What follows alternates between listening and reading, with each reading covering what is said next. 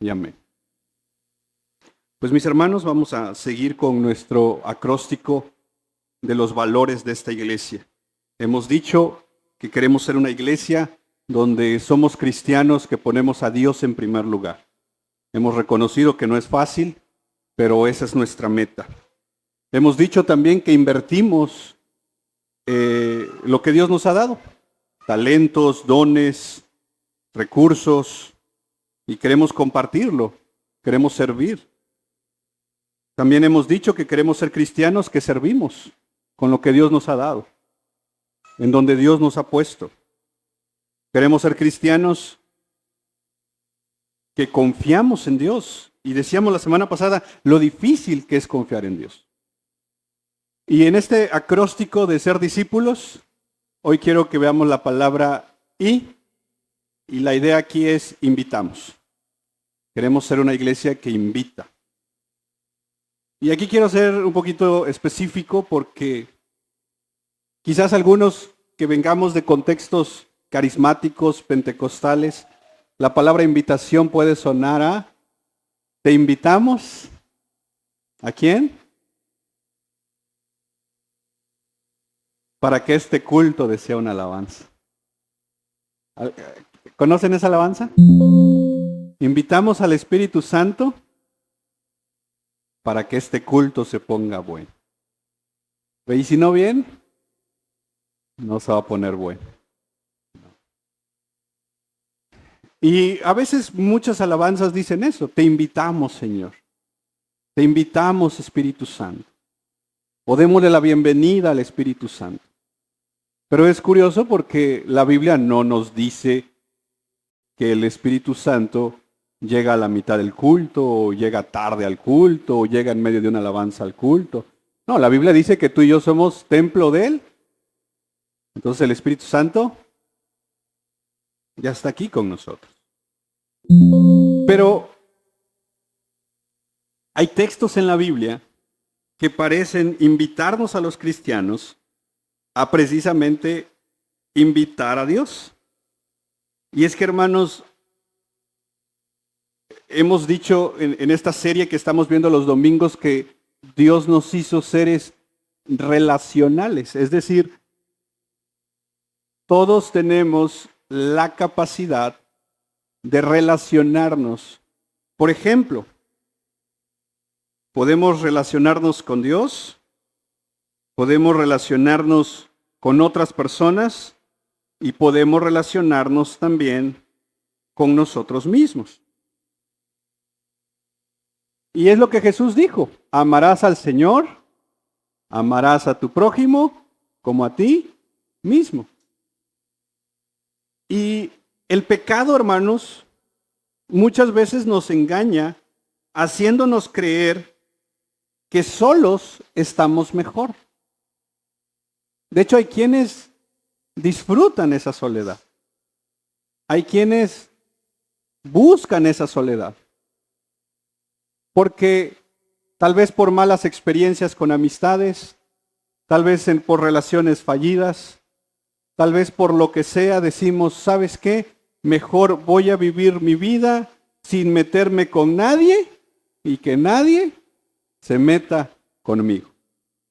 Y caminamos esta vida en solitarios. Y me refiero en solitarios en referencia a que sí, pues obviamente en nuestro trabajo o en donde sea, pues nos relacionamos con las personas, pero siempre a un nivel superficial. Y es que, hermanos, tarde o temprano el ser humano se da cuenta que no hay una soledad absoluta. Aún cuando tú no quieras comunicarte con nadie, ni aún con Dios, te encontrarás platicando con alguien. Y ese alguien es tú mismo. Y muchos hemos tenido conversaciones a un nivel personal que, como diría el doctor Martin Lloyd Jones, nos escuchamos más de lo que nos hablamos.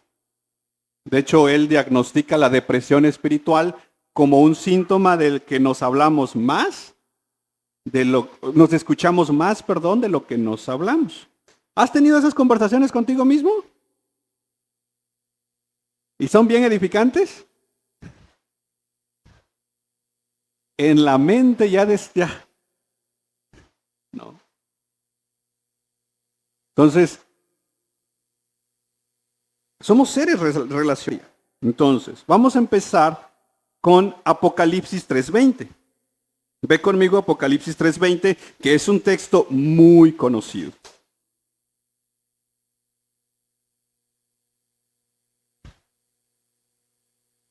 Yo estoy a la puerta. ¿Quién es el que está a la puerta?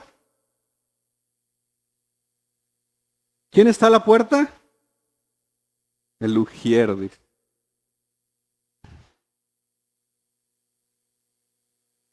Ahora, este texto, ¿dónde mayormente se escucha? En evangelismo, ¿verdad? Pero no sé, hermenéuticamente hablando, no es un texto para usarlo para evangelismo, porque está dentro del contexto de que Dios le está hablando a iglesias.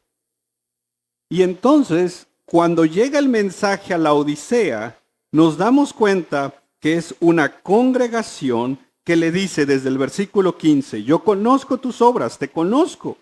No eres ni frío, no eres ni caliente. Ojalá fueras frío, ojalá fueras caliente, pero eres tibio. Y a los tibios, ¿qué dice? Los voy a vomitar. Aguas con la tibieza, mis hermanos. A Dios no le gusta la tibieza. Pero luego empieza a dar este elemento en el verso 17 diciendo que lo que la iglesia pensaba. Yo soy rico, yo me he enriquecido, de nada tengo necesidad. Y esa es su autopercepción de los que están en la iglesia, como aquel que le preguntas, ¿cómo estás? ¿Y qué te dice? Bien. No tengo ninguna necesidad. No, yo a veces digo, cuando me responden así es, entiendo, no me quieres contar. Y está bien. Pero esa es su autopercepción. Pero mira su realidad. En el mismo verso 17. ¿No sabes que eres un qué? Miserable, digno de lástima, pobre, ciego, desnudo. Entonces hay dos percepciones. La que tiene ellos mismos de sí. ¿Ellos qué dicen? No tengo ninguna necesidad. ¿Y Dios qué les dice? Mi prenda. No sabes ni lo que estás diciendo. ¿Y cuál es el diagnóstico correcto? ¿El que ellos tienen o el que Jesús da? Y entonces Jesús les da un consejo. Te aconsejo que de mí compres oro refinado por fuego para que te hagas rico, vestiduras blancas para que te vistas. Y porque, pues como le dice, eres miserable, digno de lástima, eres pobre, compra oro refinado para que ya no estés así. Estás desnudo, vístete con vestiduras blancas para que ya no estés así. Y no se manifieste la vergüenza de tu desnudez y colirio para ungir tus ojos y que puedas ver. Me llama la atención esa última palabra, la palabra colirio.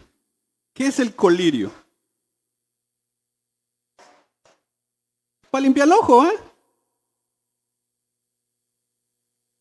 Una vez vi que se le había metido un cabello a una persona y le dice, está fácil, pásale la lengua, dice.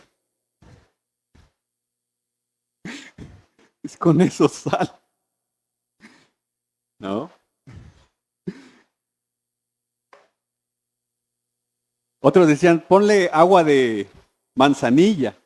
¿No? ¿Cuál es el asunto o cuál es la intención de eso? Limpiar.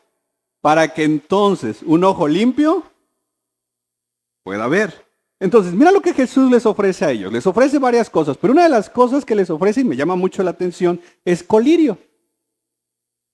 Y yo creo que a veces necesitamos colirio. Porque somos muy buenos para ver al otro. Para eso no, hombre. ¿verdad? Pero sí muchas veces necesitamos colirio para vernos a nosotros mismos.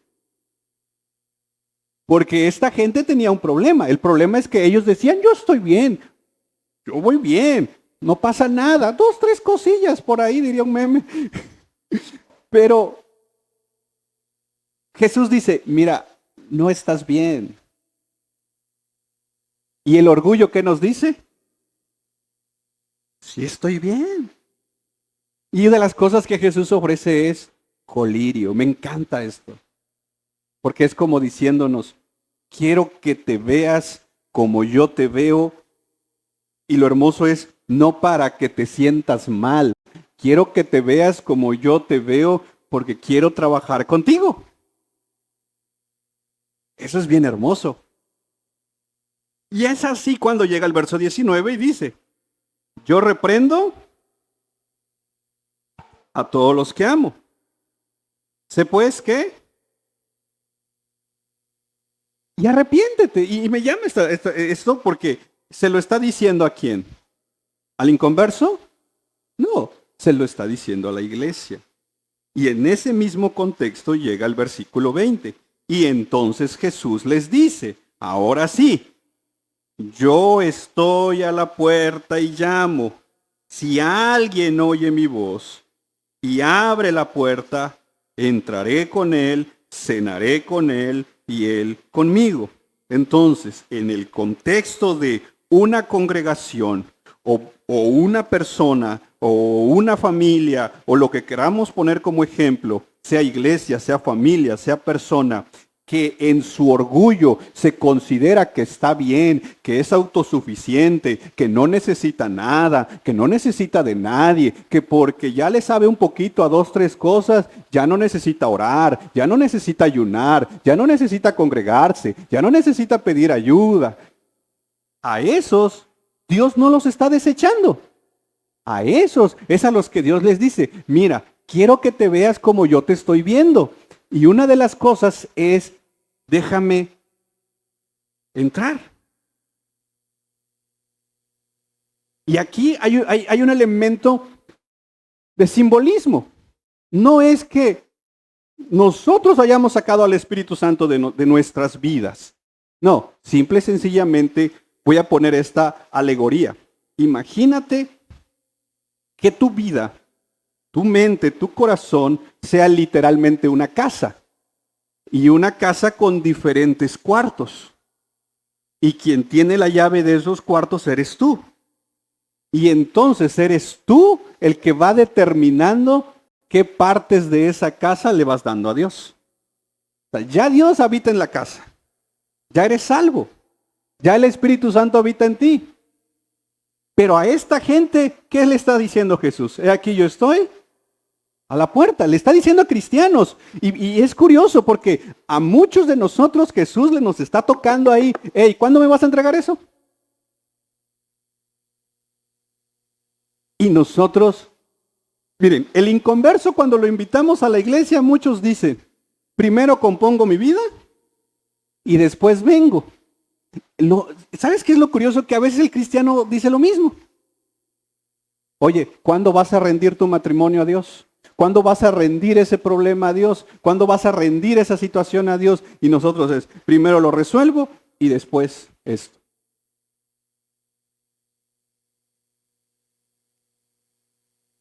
Y aquí vemos a Jesús tan amoroso, porque hermanos, a ver, seamos bien sinceros. Si tú te acercas a alguien y le dices, oye, quiero ayudarte, y te dice, no, gracias. Una segunda vez, quiero ayudarte, y te dice, no, gracias. Una tercera vez, quiero ayudarte, quiero servirte. No, gracias. ¿Qué dices? Bro, Dios te bendiga. Date. Date, bro. Si vas a ir a estamparte, por lo menos no vas a tener el derecho de decir que nadie se acercó a ti para ayudarte. Pero Jesús no es así. Jesús ve a una iglesia, vamos a ponerlo así, que se siente rica, se siente wow, y dice, no están así, están mal. Pero aquí estoy. ¿Alguien me escucha? Quiero entrar. Quiero platicar contigo. Y para muestra un solo botón, examina tu propio devocional. ¿Cómo son tus devocionales? Muchos de nuestros devocionales son poner ahí o leer el capítulo del día y sacar 2, 3 cositas como si sacáramos una predicación o dices, esta está buena para un sermón. Y ya. No nos tomamos el tiempo para hablar con Jesús. Y me encanta la referencia de Jesús, porque Jesús está diciendo, el que escucha mi voz, yo entraré con él y desayunaré con él. ¿Así dice? Comeré con él. ¿Qué dice? ¿Por qué cenar?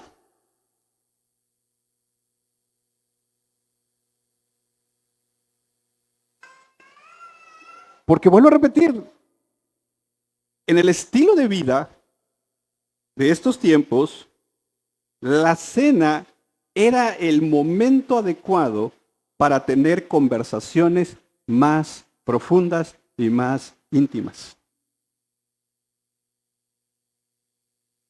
En esencia, Jesús está diciéndote, si tú me permites entrar a esas áreas de tu vida, vamos a platicar y vamos a trabajar juntos. No estás solo, no estás sola, pero permíteme entrar. Aquí no es, ¿quieres aceptar a Cristo en tu corazón? No, ya lo tienes. El problema es que ya teniéndolo, le hemos cerrado las puertas. Ese es el problema. Porque aquí no le está hablando aquí no está hablando que es una campaña. Aquí Jesús le está hablando a una iglesia.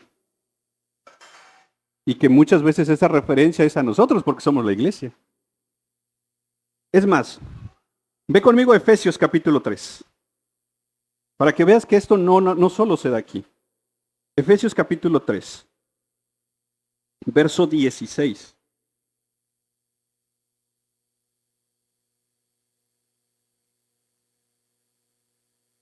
¿O puedes poner desde el 14? Por esta causa, dice Pablo, pues doblo mis rodillas ante el Padre de nuestro Señor Jesucristo. Verso 15. De quien recibe nombre toda familia en el cielo y en la... Ahora, quiero que veas la oración de Pablo. Verso 16. Le ruego. ¿A quién está orando? Al Padre, ¿verdad? Le ruego que Él les conceda a ustedes, conforme a las riquezas de su gloria. Número 1, ¿ser qué? Fortalecidos con poder por su espíritu, ¿dónde? Ok, mira lo que Pablo está diciendo, quiero que veas esto. Pablo está diciendo, mi oración por ti es, Señor, fortalécelo en su hombre interior, de manera que, verso 17, de manera que, ¿qué? Cristo, ¿qué haga? Habite qué. Pero nuevamente, esta es una carta para una iglesia, que ya Cristo habita en él, en ellos. Y entonces, esta oración no es para el inconverso. Pablo está orando por la iglesia. Y Pablo está diciendo, Señor,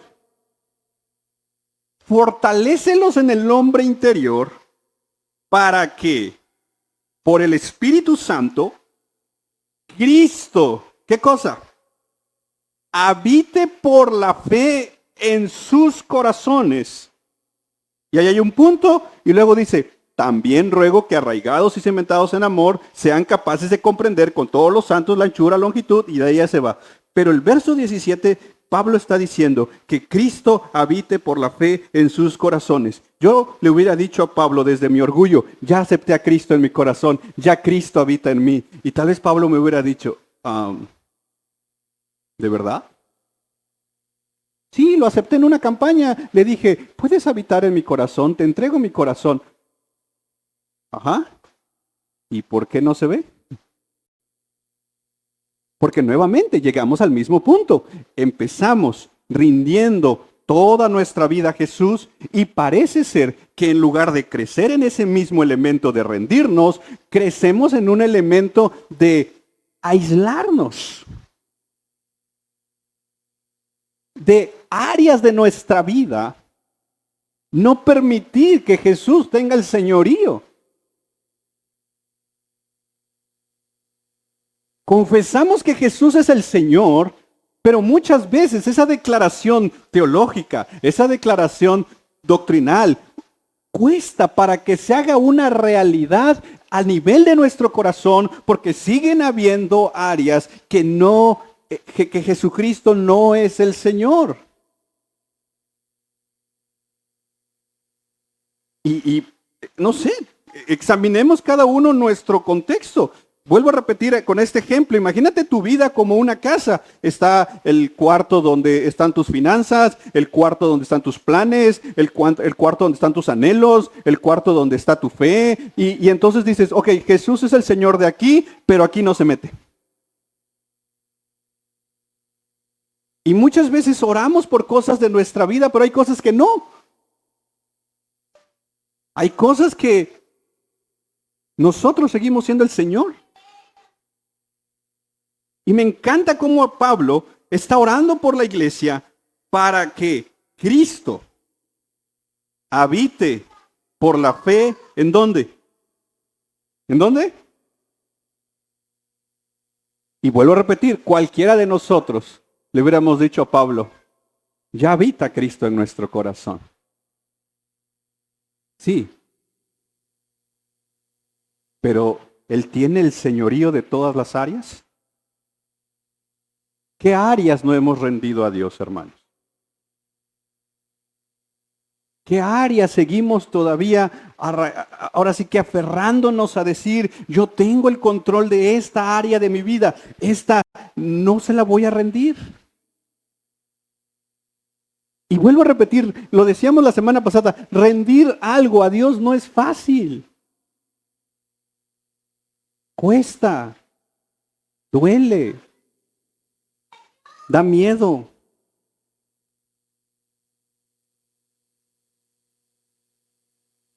Entonces, un cristiano es aquel que constantemente está invitando a Dios a su vida.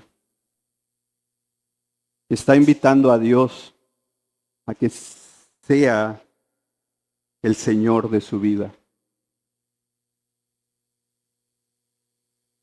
Esto es como el elemento del Evangelio, hermanos. Creo que fue Lutero que dijo, necesito el Evangelio todos los días porque todos los días lo olvido. Creo que es Tim Keller que dice, el Evangelio no es el ABC de la vida cristiana, es el A a la Z de la vida cristiana. Todos los días necesitamos el Evangelio, todos los días necesitamos rendir nuestra vida nuevamente a Jesús. No como un elemento, como a veces se nos ha enseñado de, te entrego esto, no, sino un elemento de examinar nuestro corazón y tener claro con la ayuda del Espíritu Santo, Señor, esta área de mi vida, la neta es que soy bien orgulloso, yo la he querido controlar, no te la he querido dar, me cuesta, pero ¿sabes qué, Señor? Sé tú el Señor de esta área.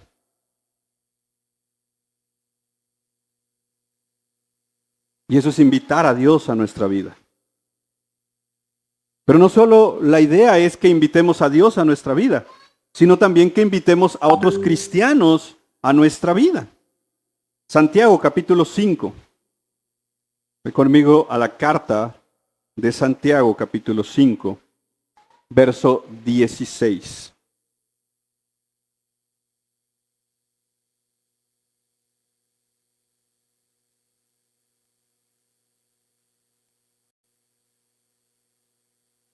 Bueno, desde el verso 13. Mira lo que Santiago está diciendo. ¿Sufre alguien entre ustedes? ¿Qué tiene que hacer? Oración. ¿Está alguien alegre? ¿Está alguien entre ustedes enfermo?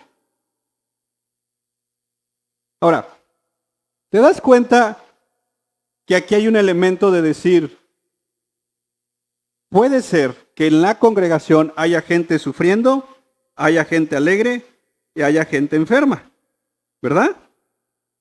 Y me llama la atención que Santiago no no nos permite victimizarnos en el sentido de, ¿estás sufriendo? Ay, pobrecito.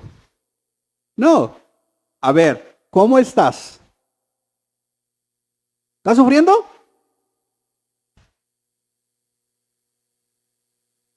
Ponte a orar. Verso 13. Verso 13, ¿puedes poner? Ahí está. ¿Quién está sufriendo, hermanos? ¿Quién se siente hoy así? Siento que ya no doy. ¿Cómo está tu vida de oración?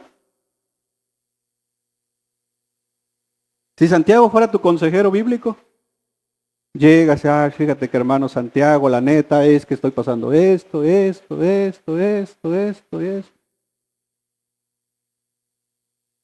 Santiago nos quedara viendo.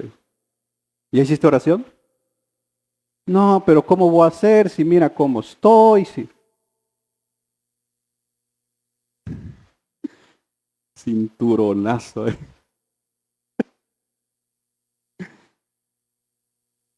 Porque luego buscamos consejeros que nada más estamos tirados y más nos echan. Sí, pobrecito. Sí, sufre más. No, Santiago dice, ¿sufre alguien? ¿Ahora está alguien alegre? Pensé que decir amén.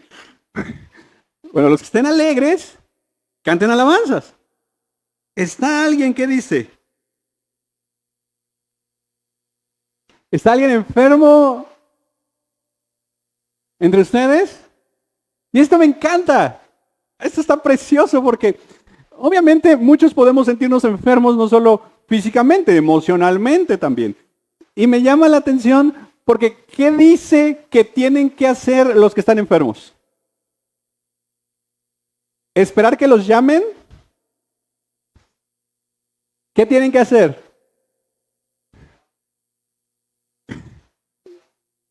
Es que nadie me llama. Y si Santiago fuera tu consejero, ¿qué te diría?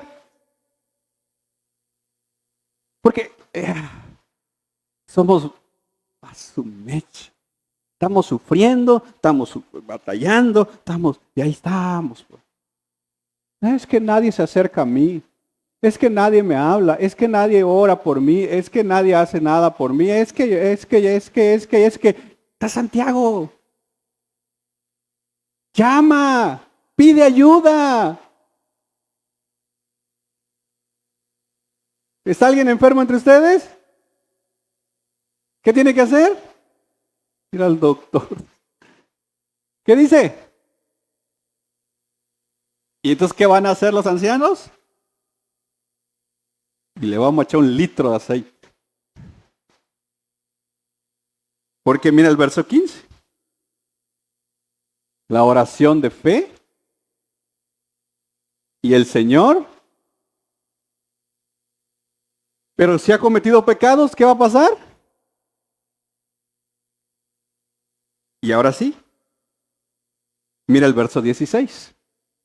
Entendiendo eso, que en la iglesia deben de haber ancianos bíblicos, maduros, que pasen tiempo con Dios, que conozcan la palabra, que sepan ser consejeros bíblicos, que sepan servir a la iglesia. Porque ¿a quién dice que le debemos de llamar? ¿Al que no viene al culto? ¿Al que está peor que yo? No.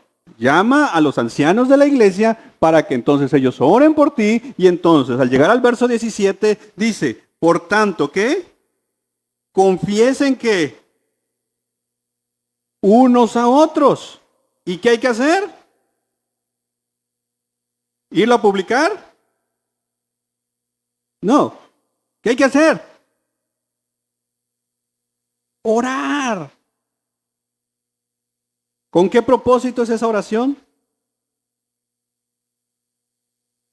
Porque la oración eficaz del justo.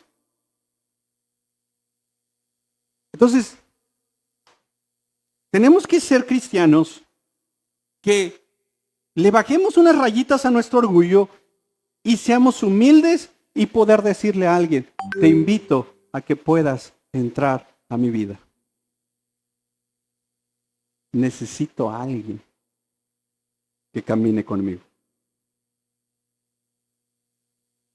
Ya, basta con ese orgullo que no te hace nada bien. Ese orgullo que solamente te hace encerrarte.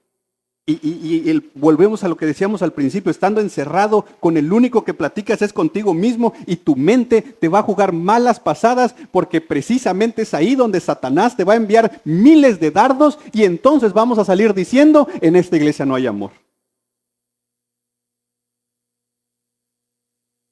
Seamos humildes. Poder llegar y decir, te invito un frappé. Amén. A mi vida. Por eso la importancia también a quién vas a invitar. Porque mira, la idea es que invites a alguien que ore por ti. Para que en ese proceso pueda sanar. Pero muchos hemos cometido el error de invitar a alguien que en lugar de sanarte te termina lastimando. Y muchos estamos ahí que hemos sido traicionados y no hemos querido volver a abrir nuestro corazón a nadie y nos hemos vuelto a encerrar en nosotros mismos. Pero hermanos, de este lado de la eternidad, eso es parte de la vida. Pero eso no nos da derecho para ser cristianos que nos encerremos en nosotros mismos. Mira Primera de Tesalonicenses, capítulo 5, verso 14.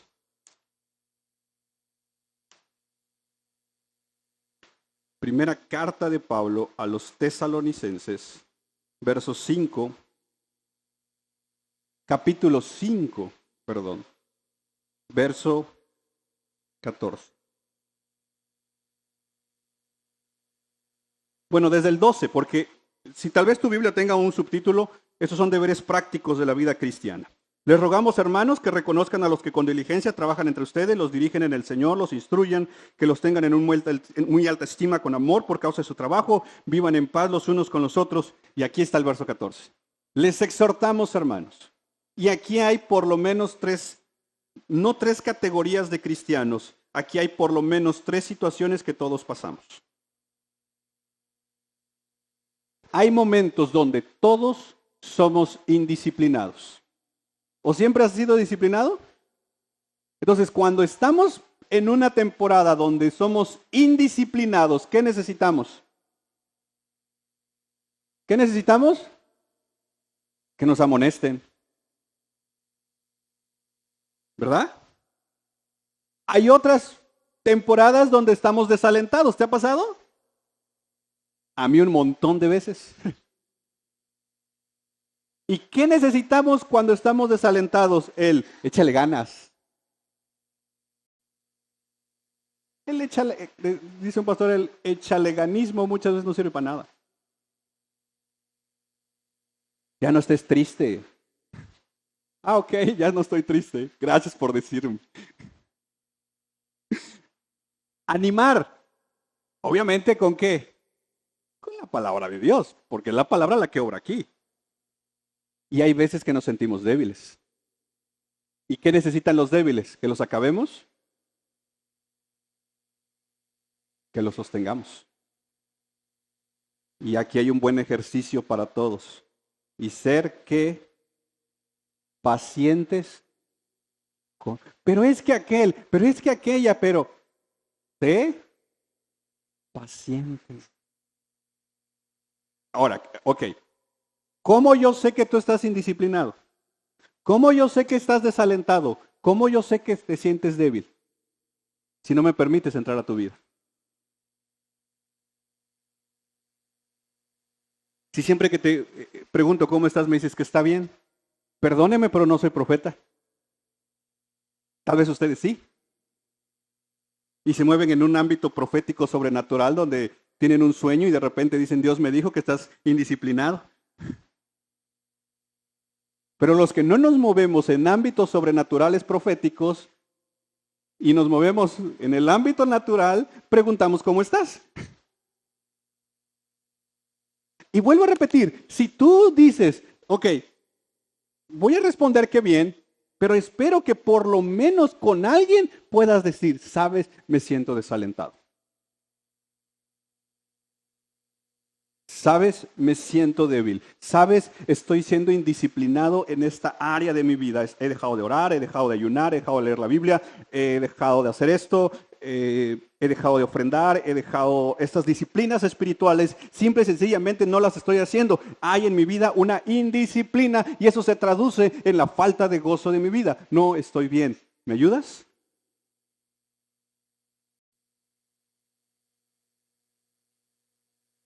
Pero siendo bien sinceros, en esta lógica que vamos viendo, si no invito a Dios a rendirle áreas de mi vida, difícilmente voy a invitar a alguien de la iglesia local. Porque creamos zonas de seguridad dentro de nosotros mismos y a nadie nos gusta que nos vean vulnerables.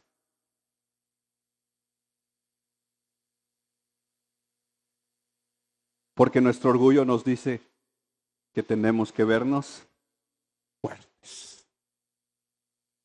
Por eso cuando nos preguntaban, ¿y cómo estás? Bendecido, en victoria, ¿cómo era? Prosperado. Pero lo decíamos con una cara que ni nosotros nos la creíamos. Ajá. Pero no solo seamos una iglesia o cristianos que sigamos invitando a Dios a nuestro corazón, rindiéndole áreas de nuestra vida, poder invitar a hermanos, hermanas que caminen con nosotros, seamos una iglesia también que invita a los no cristianos. Mateo capítulo 28, verso 19.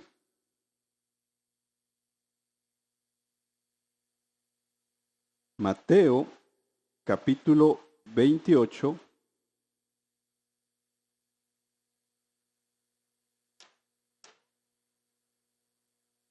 verso 19. Vayan pues y hagan ¿qué? De todas las naciones, bautizándolos en el nombre del Padre, del Hijo y del Espíritu Santo. Entonces,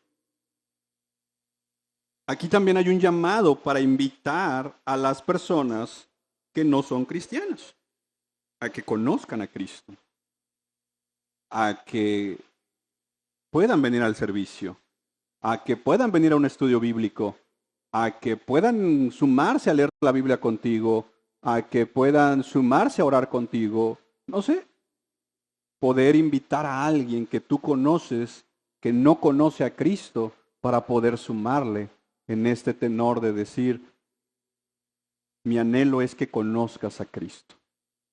Y esto es tener un corazón de evangelista, de poder invitar a los no creyentes como quizás alguien nos invitó a nosotros.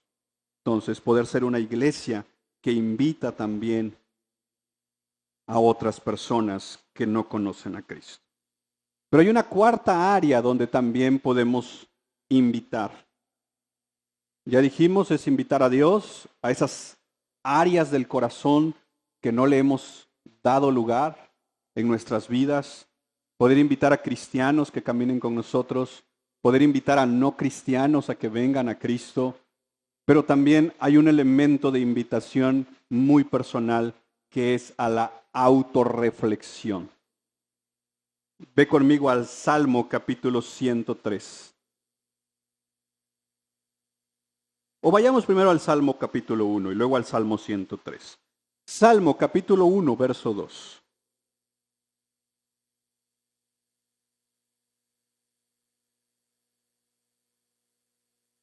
Aquí está haciendo la comparativa entre el justo y el injusto, y por decirlo en otras palabras, entre el cristiano y el no cristiano. Y el cristiano hace algo en específico dentro de otras varias cosas. Dice, sino que en la ley del Señor y en su ley, ¿qué hace? Ok. Debemos ser cristianos que constantemente seamos invitados, porque la palabra nos hace esta invitación a la autorreflexión.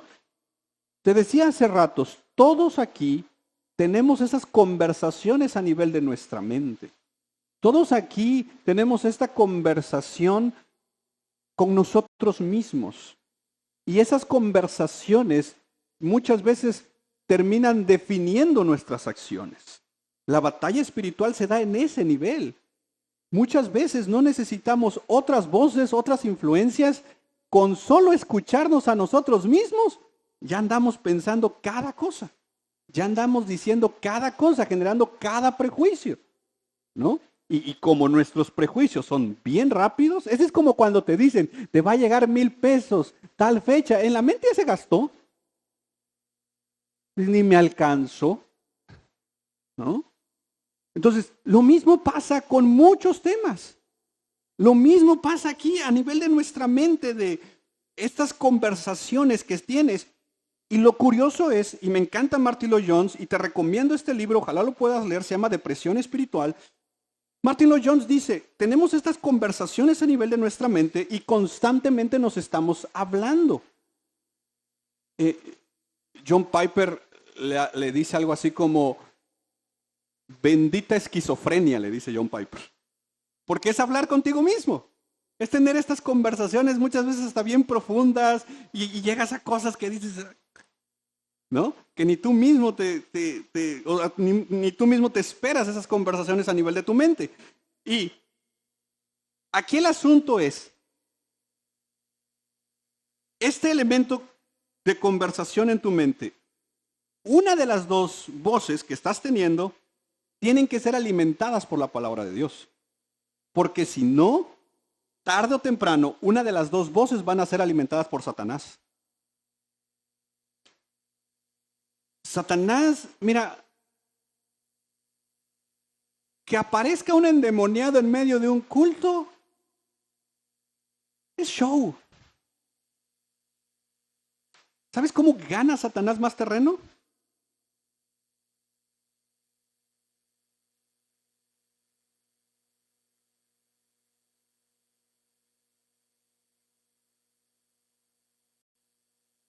Muchos en la vida cristiana vienen bien, vienen caminando bien. Y de repente se dan un bajón. La pregunta es ¿por qué? ¿Por qué es este bajón?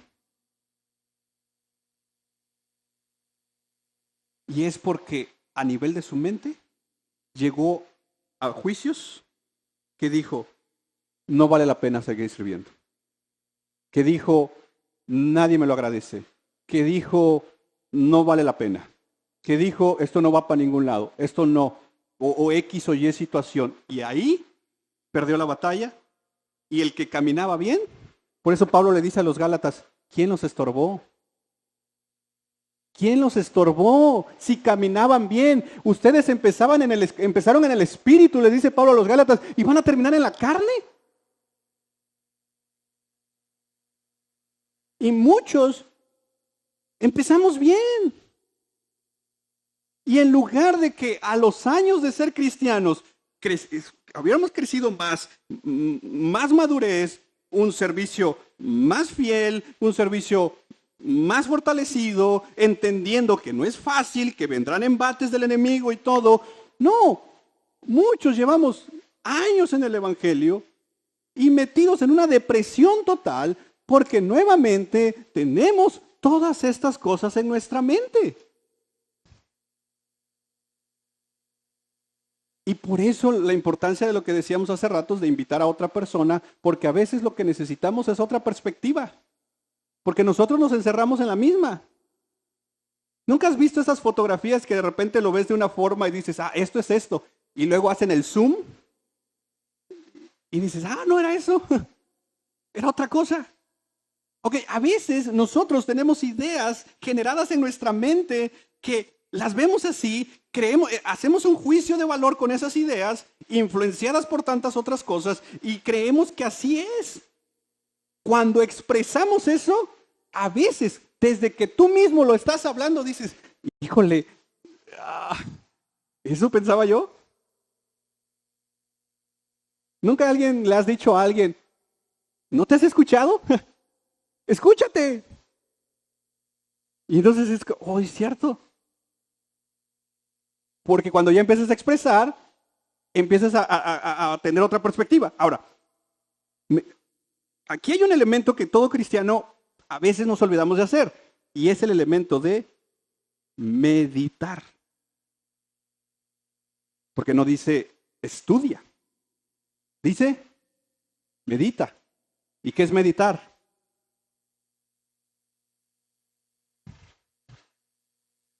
Es reflexionar de manera un poco más profunda.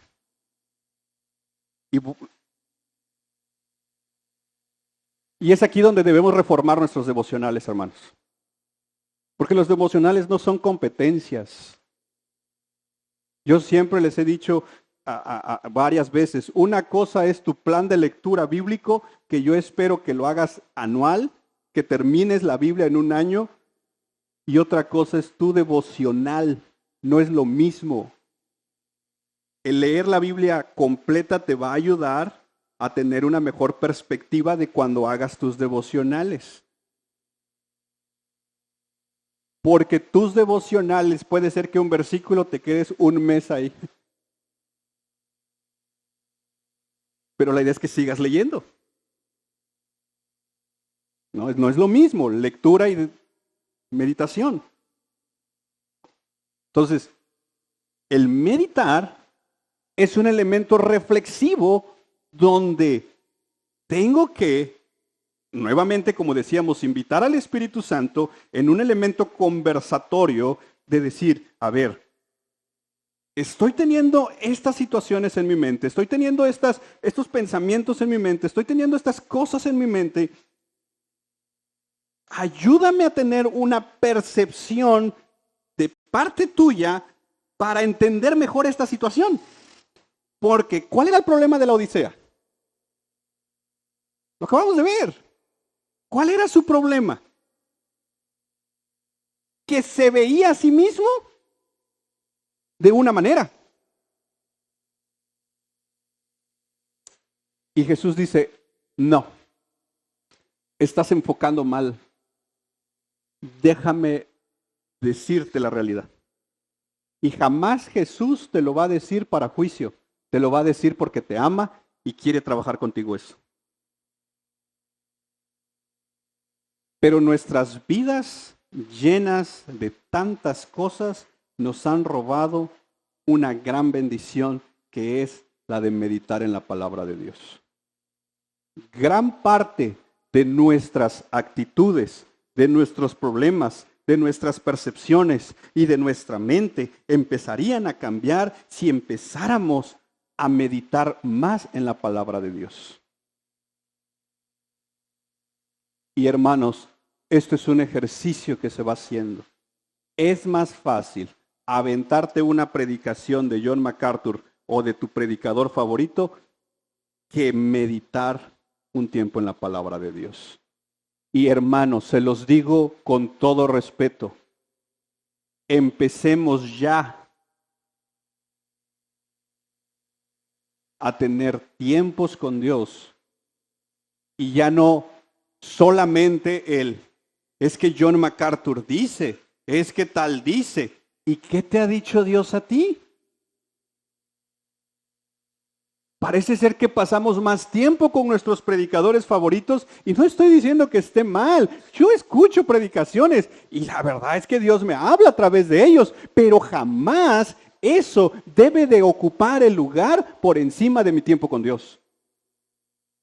Porque nos volvemos expertos de compartir frasecitas ahí en las redes sociales, pero no tenemos ni una palabra de Dios a nuestra vida.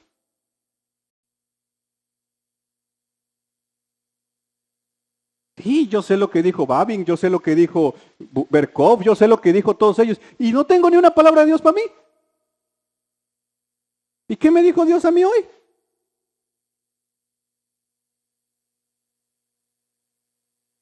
Y entonces me siento desanimado, me siento triste, veo a la iglesia solamente sus puntos malos y solamente me vuelvo un crítico de todo lo que está mal de la iglesia y no me quiero sumar. ¿Por qué? Porque estoy en la carne. Y en la carne, como dicen las combis, todo me puede. Salmo 103. Para que vean que esto no es que me lo estoy inventando yo.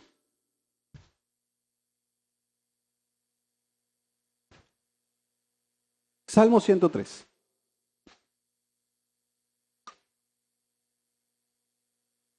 Bendice, alma mía, al Señor, y bendiga todo mi ser su santo nombre. Este es un salmo que lo escribe ¿quién? David. Ok.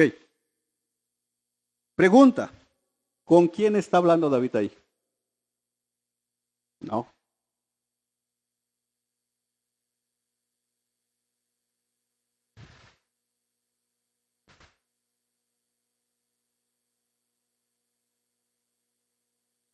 ¿A quién le está diciendo? A su alma. ¿Cómo estaría su alma de este hombre para que él mismo se diga, hey, ¿qué onda? ¿No que muy salmista? ¿No que muy adorador?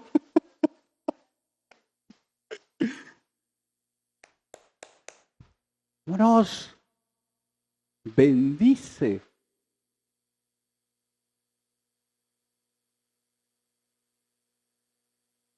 David dijo, es que nadie me viene a motivar.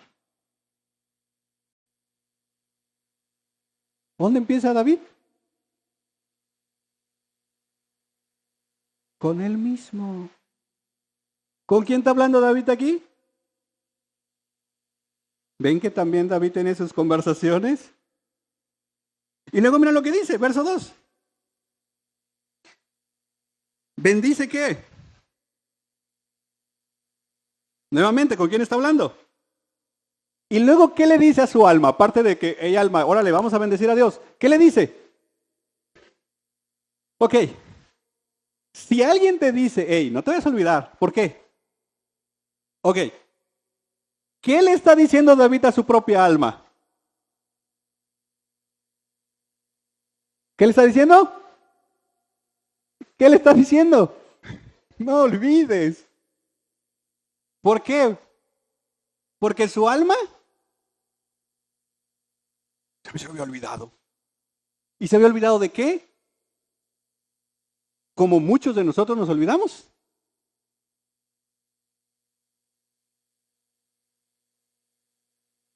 Ejemplos. El trabajo. ¿Cuánto nos hemos quejado del trabajo, la neta? Pero ese es un beneficio de Dios. O el día que te quejas de tu trabajo, ¿a poco dices, Señor, por favor, quítame mi trabajo?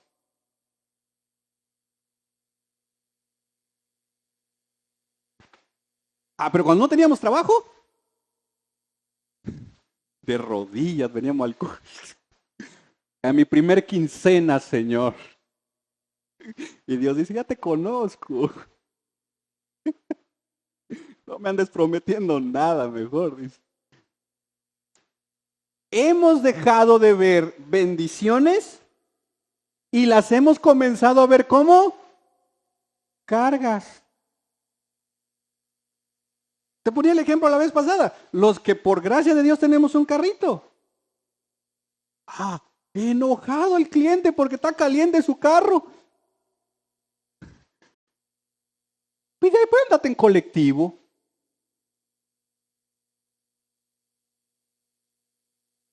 O sea, tenemos la tendencia de, cuando no tenemos algo, orar por eso. Y si Dios en su bondad, en su misericordia y en su providencia nos lo da, somos tan faltos de gozo que cuando Dios nos lo da, ni siquiera nos detenemos a decir, wow, esto el Señor me contestó, es una oración contestada, es algo que le pedí. No, ¿sabes por qué no? Porque ya cuando Dios nos está respondiendo acá, ¿sabes a dónde estamos nosotros? Pidiendo otra cosa.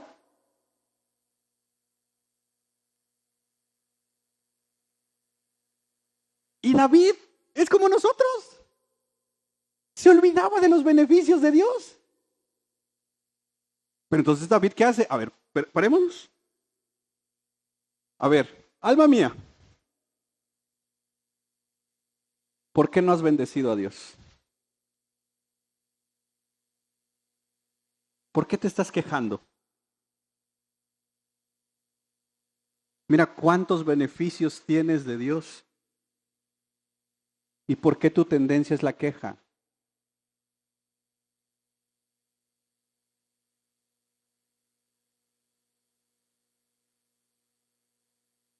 ¿Con quién está hablando David? Verso 3. Él, ¿quién es él?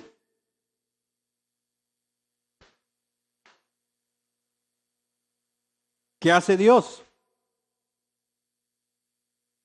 Y entonces es como que David está diciendo, a ver, alma mía, tienes raíces de amargura ahí en tu corazón por no perdonas. Tu falta de perdón te está robando tu gozo, tu falta de perdón te está llenando de amargura, tu falta de perdón está haciendo todos esos destragos en tu vida. ¿Y sabes por qué? Porque no perdonas. ¿Y sabes por qué no puedes perdonar? Porque crees que la ofensa que te hicieron es tan grande que entonces dices, es que no puedo perdonar. Pero, alma mía, déjame ponértelo en perspectiva. ¿Qué crees? ¿Tú le has ofendido a Dios? De una manera, como dirían los teólogos, cósmica. ¿Y sabes qué ha hecho Dios? Alma mía, ¿sabes qué ha hecho Dios? Te perdonó. ¿Por qué no puedes perdonar? ¿Por qué te cuesta tanto perdonar? Si tú ya fuiste perdonado. ¿Y con quién está hablando David?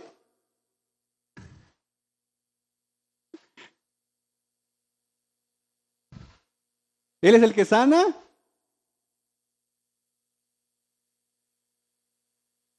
Verso 4. El que rescata de la fosa tu vida. Y esto me encanta porque esto es muchas veces algo como repetitivo. El rescatarnos de la fosa es, en esencia, es emproblemarnos nuevamente.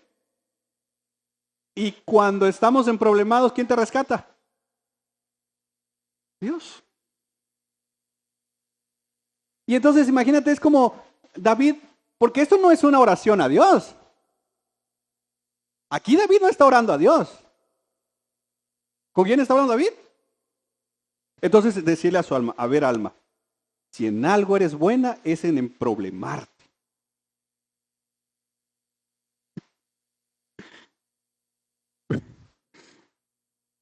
Pero de cada situación Dios te ha rescatado. No te olvides de eso.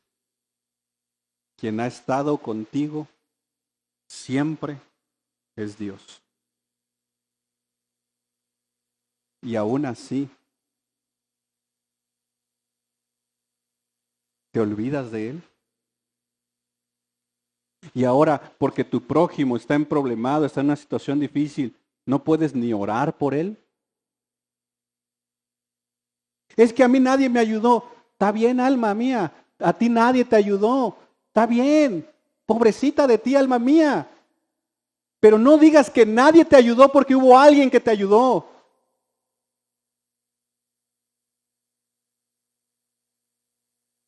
Y ese alguien es Dios. Por eso dice, Él. Ya, quitemos. Es que nadie me ayudó. Es que nadie estuvo conmigo. Es que nadie. ¿De verdad? Necesitas tener una conversación con tu propia alma para empezar a quitarte esas cosas y entonces empezar a reconocer que aunque tú digas, nadie me ayudó, hubo alguien que te ayudó y es el Señor.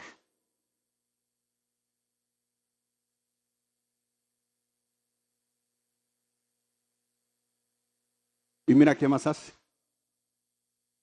La Reina Valera dice, Él te corona de favores. ¿Verdad? Así dice, ¿va? ¿Y nosotros? Ni favor le queremos hacer. Hermano, por favor. Verso 5. El que colma de bienes tus años, para que tu juventud se renueve como el águila. Y ahí se va. A partir del verso 6, la oración cambia y ya no se dirige a su propia alma, ya empieza a hablarle a los demás. Y esto es un buen elemento que nos puede ayudar. No vamos a poder muchas veces servir al otro cuando nosotros no hemos también pedido ayuda para que nos sirvan. Un buen servidor también es aquel que se deja servir. Y aquí vemos a un hombre que está tomando esos momentos de autorreflexión. Y valdría la pena, mis hermanos, que nosotros tengamos momentos de autorreflexión personal con Dios para ver cómo está tu alma. ¿Cómo estás? Porque puede ser, mis hermanos, que muchos sigamos en una coraza de orgullo, diciendo como la Odisea, yo estoy bien, tengo 2, 3 problemas, tengo 2, 3 cosas por ahí, pero en general yo estoy bien. No necesito de nadie. Quizás el diagnóstico de Jesús sea otro. Y yo creo, y no porque estoy haciendo un mensaje evangelístico, yo creo que a la iglesia, a muchos de nosotros, Dios está tocándonos. Y nos está diciendo, he aquí, estoy a la puerta y toco y llamo. Si alguien de Iglesia Reformada 242, si alguien oye mi voz, entraré con él, cenaré con él y él conmigo. Vale la pena, mis hermanos, tener esa conversación con Jesús. ¿Te parece si oramos? Toma un momento y ora al Señor. Padre, en el nombre de Jesús, te damos gracias por permitirnos aprender. Y seas tú, Señor, con cada uno de nosotros. Sea tu preciosa gracia, tu preciosa misericordia. Sea tu preciosa bondad con cada uno de nosotros. Te pedimos, Señor, que nos ayudes a escuchar tu voz y poder rendir esas áreas que no hemos rendido. A veces, Señor, si te somos sinceros, no queremos recibir el diagnóstico que nos das por vergüenza. Pero yo sé, Señor, que tu diagnóstico no es para juicio, tu diagnóstico es para bendición. Ayúdanos, mi Dios. Por favor. Ayúdanos a invitarte a ti, a invitar a otros cristianos, a invitar a no cristianos. Y ayúdanos a invitarnos a nosotros mismos a la autorreflexión que necesitamos, Señor. En el nombre de Jesús. Amén. Dios los bendiga, familia. Nos vemos quienes puedan.